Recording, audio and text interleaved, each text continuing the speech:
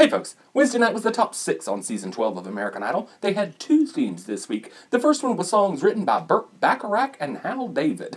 You know, I would just love to be a fly on the wall when they are deciding these themes because whose bright idea was this one? The biggest complaint that people have about the show is that the songs are so old-fashioned and they give us a theme by 2 guys born in the 1920s that wrote songs like Raindrops Keep Falling on My Head.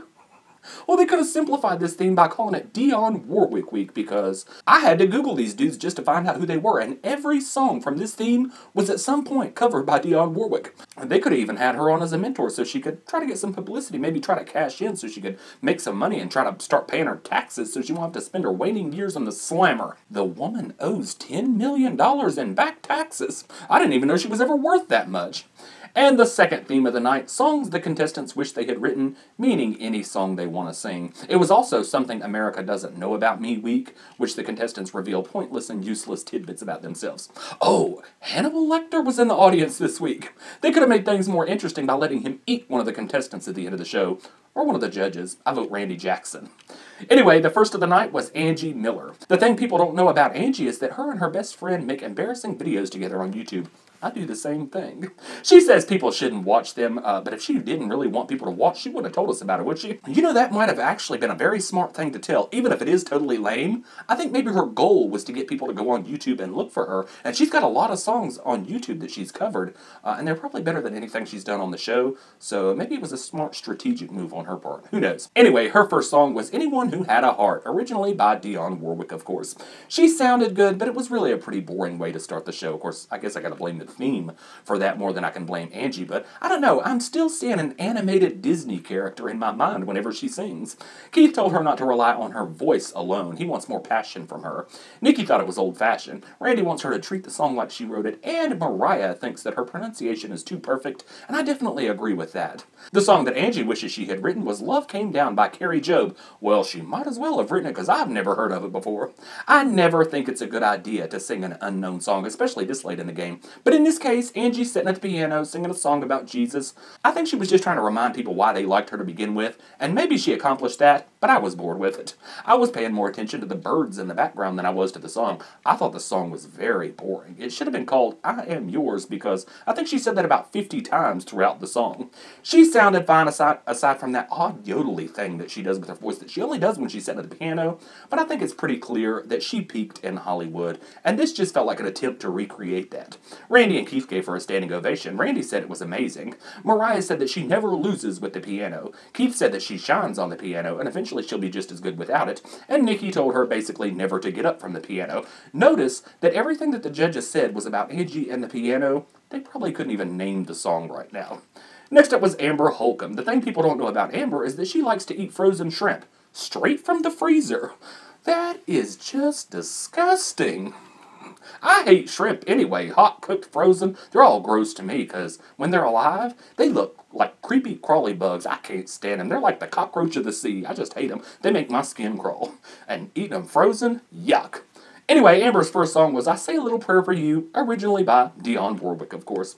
First off, I thought she looked lovely. It was refreshing to see her wearing something that didn't look like it had been run through the shredder, although I was a little bit distracted by the leopard print tattoo on the inside of her arm. I found myself staring at it like the whole time. At first I thought it was bruises or something. It's kind of an odd place to have tattoos like that, isn't it? Anyways, it was also refreshing to hear her singing something non-balladish, and she sounded fine, although I think it almost got away from her at one point toward the end. Given the theme, I guess it was about the best that she could have done. It was still old-fashioned and forgettable, though. The judges loved it, but you always know they're going to love anything Amber does. Nicki wanted to give her a standing ovation. I'm not sure why she didn't. But she said that performance made Amber her favorite girl in the competition. I thought she already was.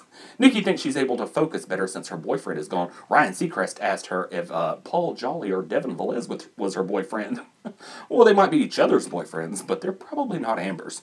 Randy said the competition just started tonight, y'all. Mariah said it was A+ amazing, and she's in it to win it, as Randy Jackson says. And Keith praised her for never over-singing even though she could. The song that Amber wishes she had written was Love on Top by Beyonce. 2 up-tempo songs from Amber in one night? We've entered an alternate universe or something. I just don't believe it. I wasn't crazy about what she was wearing for this performance. She's back to wearing the tacky clothes. It looked like the jeans from last week fell the rest of the way apart. This is the second time we have seen her in cut-off shorts with the pockets hanging out. Why don't she just cut the pockets off too? I don't know. Anyway, I like the song choice, but I don't think she completely pulled it off. It was okay, but it sounded a little bit strained, and she seemed to be running out of breath, even though she wasn't even moving around that much. I mean, she was moving a little more than she usually does, but it still wasn't much. Mariah said, "Yes, Amber, America loves you," but apparently they don't because she's never been in the top 3. It wasn't her favorite vocal performance from Amber, though. Keith said the B word, beautiful. Shut up, Steven Tyler. Nicki said, "Beyonce, you better look out, honey child." I don't think Beyonce has anything to worry about after that performance. And Randy said, "Yes, yes, yes, this girl is in it to win it." Next up was Lazaro. The thing people don't know about Lazaro is that he likes to ride 4-wheelers and go hunting. He says that people call him the Spanish redneck guy. I guess he's like something you'd pass in a cornfield, except he hasn't lost all his teeth yet. I think he was just trying to make up for that. Kind of get the people in the South back on his side. Anyway, his first song was Close to You, originally by the Carpenters. First off, let me just say, I hate this dumb song. I think it is one of the stupidest songs ever written. Why do birds suddenly appear every time you are near? Burt Bacharach must have been on crack when he wrote that song. Must have been high as a kite. So I guess it should have been the perfect song choice for Lazaro. This was the most horrifically bad performance of the season. Just when you think Lazaro cannot possibly get any worse, every week he somehow manages to find a new low. He sounded just a mess all over the place, missing key changes. At one point he was singing so low that I could barely hear him, which was the high point of the performance. It was just wretched. Randy said, "No, no, no, no, that was horrible." He thinks it's Lazaro's worst performance ever. Mariah said that when the key changed, he stayed in the old key, and she said the powers that be have reprimanded her for being too nice. And then she went on and on and on and on. Her comments lasted longer than his performance did. Even Randy was sitting there like, "Oh, shut up, please." And she was just wasting her breath because she was trying to give him constructive feedback, but at this point, it's useless. Y'all are not going to make him a better singer regardless of what you tell him. Keith said, "Your fans are going to love you no matter what," and they probably will. And Nicki said, "Let's just pretend I already gave my comment because we're going to be here till tomorrow," which was an obvious jab at Mariah. Did y'all notice, though? Usually at least somebody in the audience boos when the judges give bad feedback. Not one boo in the audience. Totally silent. Anyway, the song Lazaro wishes he had written was Angels by Robbie Williams.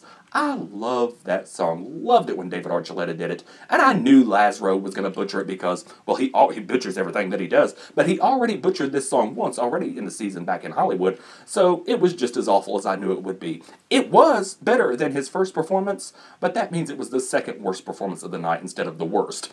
Keith basically said that all the girls are better than him. Nicki said, yeah, what he said. Randy said it was better than the last time, but it's a girls' race now. And Mariah said that he redeemed something from the last performance. Maybe he did. Next was Kree Harrison. Apparently her brother was able to get a day off from his important job to come watch her perform. Ryan Seacrest asked her what his important job is, and she said, but I've watched it back 10 times and I can't make out a word she was saying. It's probably something simple. Anyways, what we don't know about Kree is that she loves rodeos. According to her, that's all people do in Texas. Go to rodeos. Anyway, her first song was What the World Needs Now is Love, Sweet Love, done by a zillion people in the 60s and 70s, including Dionne Warwick. Kree started the song a cappella, which was really nice. I kind of wish she had done the whole thing a cappella because even though this was a good, solid performance, it still felt like a safe old Kree performance. Mariah said that Kree is just being Kree and she enjoyed it a lot. She's glad that Kree doesn't make faces to fake an emotional connection. Looks like Mariah Carey's been reading the blogs. Keith feels Kree's genuine compassion when she performs, and he says that's the best she's ever sung. Nicki said, if you're not performing at the Country Music Awards next year, or the year after that, then my name ain't Onika Tanya Mirage. Was that what her name is? I don't know. Randy said that he's glad Kree came after Lazaro because this is a singing competition.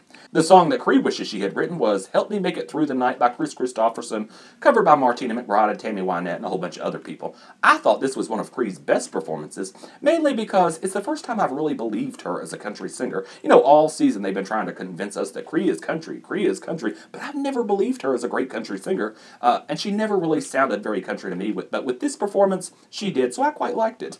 I'm still waiting for a moment from Kree, though. I feel like she's just coasting, and she's not picking moment-worthy songs. It was good, though. Nicki thinks that Kree is going to be around for a very long time in the industry. Randy loved the ease that she sang with. Mariah said that she sang the song once for an independent movie. Way to make it about you, Mariah. And Keith said it was a buckle polisher. A buckle polisher? I don't know what that even means, but it sounds very inappropriate. He predicts that she will become a member of the Grand Ole Opry. Well, that's a tough feat right there, because there aren't very many members. A lot of people that you would think are members of the Grand Ole Opry aren't. Keith is, though. Next up was Janelle Arthur. What we don't know about Janelle is she once played a boy in a school play. If she had any sense, she'd dress up like a boy now and whip out that guitar. She might be able to inherit the white guy with guitar vote if she did that. It's probably the only way that she's going to survive. Her first song was I'll Never Fall in Love Again. Dionne Warwick, of course. I thought this was the least country Janelle has ever sounded on the show, and that is not a good thing for her. She started the song out in a pit of girls, which always makes the performance feel a little bit desperate. And she has good reason to be desperate. She was in the bottom 2 last week, and she was the only girl not to land on any of the judges' top 3 lists, so it kind of already feels like she's circling the drain, and this performance was not enough to pull her out of it. Keith loves seeing different sides of Janelle every week. Nicki thought it was really boring. Randy said that it was definitely a little lackluster, and Mariah likes Janelle's hair and effervescence. The song that Janelle wishes she had written was The Dance by Garth Brooks, and it's a good song choice in theory. I mean, every country music fan knows this song like the back of their hand. Back in the 90s in the South, this song was played at weddings and funerals and proms and graduations. It was everywhere, so it should have been a good song choice, but I thought it was Janelle's weakest performance yet. It sounded like pure karaoke. It was just nowhere near enough to pull her out of the bottom 2, and at this point, I'm not even convinced that the judges would save her. Randy said it wasn't her best performance ever. Mariah had never heard the song before, but she felt her in the beginning, which means she didn't really like it. Keith Urban wished that she had done the song with just a guitar. Nicki said that it was a lot better than her first performance, but she didn't think it was better than the other girls, and it wasn't.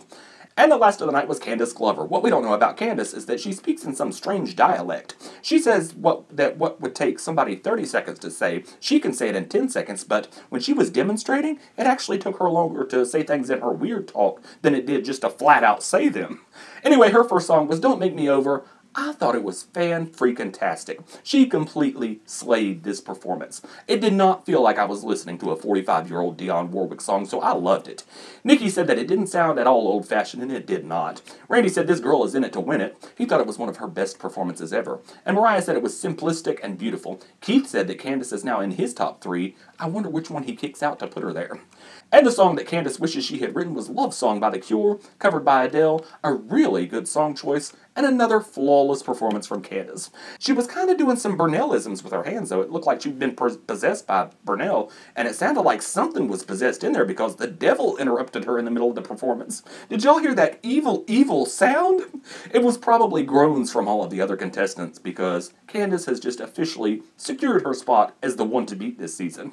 Well, I guess she decided to step it up after she failed to make the top 3 last week from Jimmy, the judges, and America, but I think it's safe to say she's number 1 this week. She got a standing ovation that seemed to last forever. Keith got down to worship her, and Mariah Carey even walked up on the stage and threw glitter at her. Candice looked a little bit startled by that. It's like, what the hell is this woman throwing at me? Crazy old thing. Randy said on behalf of all the judges, it was one of the best performances in the history of the show. Well, I don't know about that, but it was one of the best of the night. If I'm being honest, though, it was the second best for me because I liked her first performance better. So anyway, that was it for Wednesday night. Going home, of course, it should be Lazaro. We're going to say that every week until he goes home. But if it's not Lazaro, that's always the who's going home. If it's not Lazaro, it'll probably be Janelle. And I'm not even convinced that the judges will save her because they have to use the save this week. So there's a chance that they could. But if it's Lazaro, they're not going to save him. If it's Janelle, they probably won't save her, and they'll just wait. And there's going to have to be a week where nobody goes home with how many weeks are left in the show. So they'll probably get to the top 4, and when we're going to find out who's going to go on their hometown trip, and then say, you're all going on your hometown trip, and you're all coming back next week, which will be surprising to no one, but they'll make it out to be like a surprise. So anyway, leave me a comment and let me know who you thought was the best and worst of the night, who you think's going home this week. Subscribe to my YouTube channel, come be my Facebook friend, and I'll see you folks next time.